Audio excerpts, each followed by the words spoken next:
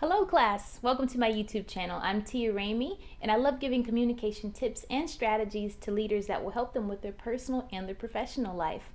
Last time I did a video about 3 listening mistakes and I got a lot of comments from that, so I'd love to be able to just expound on that a little bit and to do more of a part 2 on this thought towards manipulation. In the last video I explained that there are 3 listening mistakes that we tend to make that makes it very possible for us to self-author our own manipulation. And so I'd like to expound on that just a little bit more and provide some clarity as to how we have become such a society and a culture where we are constantly being manipulated by information all the time, and how do we prevent it?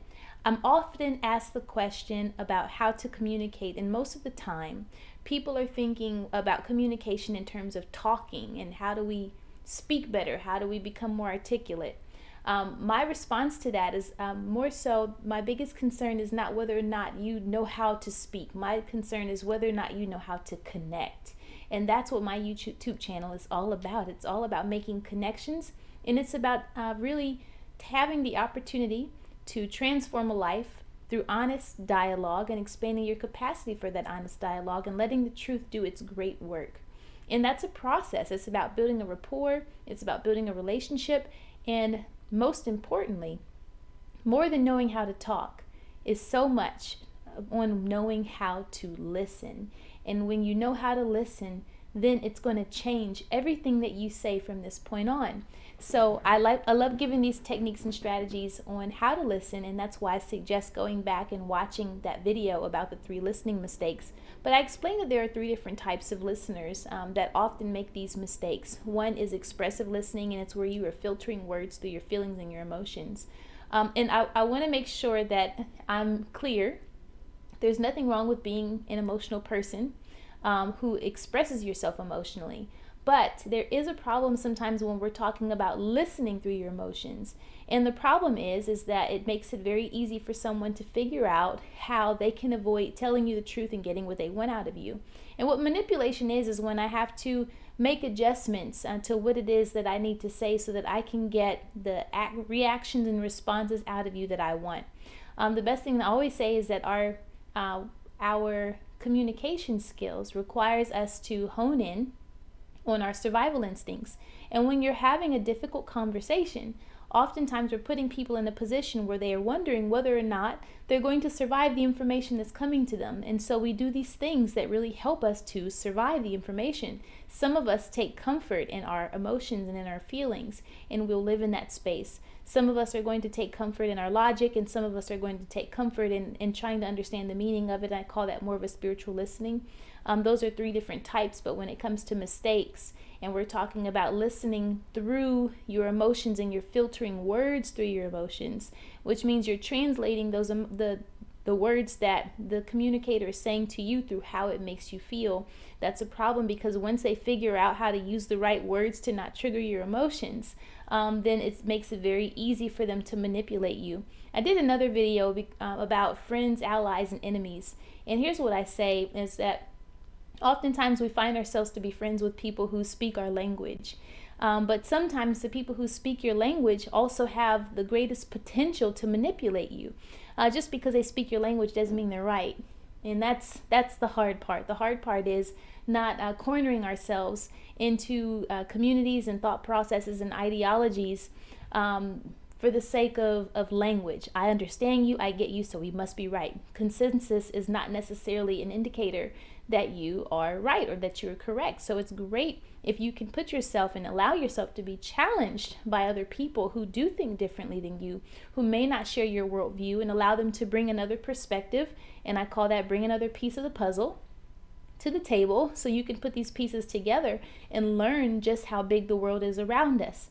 And so we may not always understand, and we don't have to measure the weight or the value of the individual to determine whether or not what they have to say has any validity.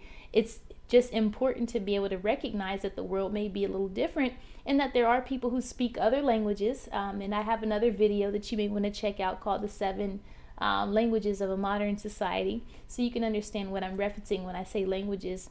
And I just mean, people who understand you, people who get you. There's a whole language if you're in the science and technology community, right? And we love when we can connect with someone who understands us, but it doesn't mean that they have your best interest at heart. And this is why it's so important that we have to understand what mistakes we're making when we're listening. If you're filtering words through your feelings and someone else understands what words you use, they can easily manipulate you by making sure they don't trigger any negative feelings. That's how they get what they want out of you. But you make friends with people. Your real friends are people who desire to tell you the truth. And honestly, no matter how they said it, they're being honest with you and they want you to know what the truth is. They're not just not wanting you to feel badly. And those are really big distinctions when it comes to developing our relationships and who we should have relationships with. The other listening mistake that I talked about is agreeable communicators. These are people who filter words and phrases through things that they agree with or disagree with. And so again, as long as someone else speaks their language, it makes it very easy for them to manipulate them. Because if you can only talk to people who you agree with, well, it doesn't mean you're right. And so someone may know that something is wrong and they're going to tell you this anyway because they're saying it in a way that you can hear it. And it's more important for you to learn how to hear what needs to be said than it is for people to figure out how to say things so that you can hear it. This is how we become manipulated. Our media, and I'm telling you this because I'm a marketer, I work in advertising, we know the different types of communities, how they need to see, hear, feel, taste, touch, whatever to make a buying decision. We study it constantly. Even if the food is bad for you, we know how to market it and put it in front of you, the cheeseburger with the steam. And oftentimes we even see in food photography that the food wasn't even real, but you've been manipulated to want a cheeseburger, even though you know it's bad for you, even if your blood pressure is up, even if you have diabetes, because it looks so good and we presented it to you in a way that you could hear it, see it, feel it, smell it, so that you could want it. This is manipulation, people. And this is what we do when we are not willing to take in honesty. And so when you have that friend or that person who comes along and says, hey, look, this is not healthy. This isn't good for you. You shouldn't eat this. This is terrible. This is going to kill you. This is going to end your life sooner. You think that they are an enemy because you don't agree with them or because they haven't made you feel good about what it is that you're putting in your body. And so we create an enemy out of people who are trying to keep us alive, but we create friends out of people who are willing to constantly give us things that are not healthy for us. You see where I'm going with this? And then last, we talked about the egocentric listeners, those people who are only listening through their ego, the things that make them feel good, or sometimes the things that make them feel bad. And it's the same scenario when it comes to manipulation. If I'm a person who knows that you have an ego problem and that's the only thing I have to do is make you feel good about yourself so that I can say what I need to say, then you have given me all the tools that I need to manipulate you and get what I want out of you no matter what. And it doesn't make me a friend. I know how to speak your language and I know exactly what you need to hear, see, and feel so that I can say the things I want to say. But that is not honest. So I have to say it's a big listening mistake if we do not learn how to adjust ourselves to hear the truth and the different types and the different ways that it may come to you. It's so important that we take some time to assess the intent of people who are trying to talk to us. And because our survival instincts can be triggered when someone is trying to tell us really difficult information, again, I've explained this before, that you have a quick decision to make to either protect your reality or allow it to expand.